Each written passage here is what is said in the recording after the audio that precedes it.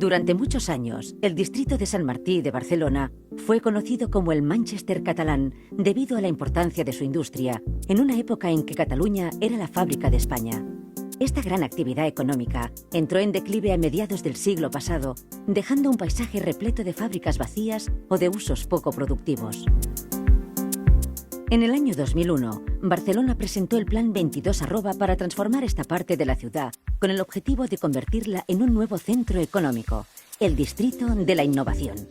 Se trata de un área privilegiada donde se congregan empresas, viviendas, zonas verdes y espacios reservados a la cultura y el conocimiento. El modelo 22@ es el de una ciudad compacta y diversa que propicia un desarrollo urbano y económico equilibrado y sostenible. Es un modelo consolidado que se exporta a otras zonas de Barcelona y que sirve como referencia internacional en transformación urbanística, económica y social.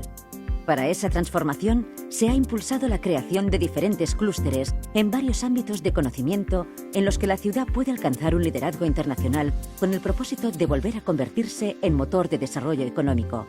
Así, en esta zona conviven universidades, centros de investigación y desarrollo y espacios de transferencia de tecnología, junto con instituciones destacadas en el ámbito de la promoción económica y sectorial. Entre otros, en el 22@ se encuentra Barcelona Activa, la organización responsable de las políticas de promoción económica del Ayuntamiento de Barcelona, que dispone de distintos espacios de incubación para empresas en la zona. Igualmente, en el 22@ está el Barcelona Growth Center, el edificio que se ha convertido en epicentro de la política económica de la ciudad y donde se ubica la Oficina de Atención a la Empresa. Este espacio ofrece interlocución, acompañamiento y asesoramiento a las empresas de la ciudad y de todo el mundo que deseen instalarse aquí. También se ubica en este distrito el Smart City Campus, que concentrará la actividad del sector de las TIC, con infraestructuras de vanguardia para atraer a empresas altamente innovadoras, centros de investigación y universidades de este sector. Del mismo modo, se está impulsando el Campus Diagonal Besòs, con el objetivo de crear un espacio para estudiantes e investigadores que desarrollen actividades de investigación relacionadas con el sector de la energía.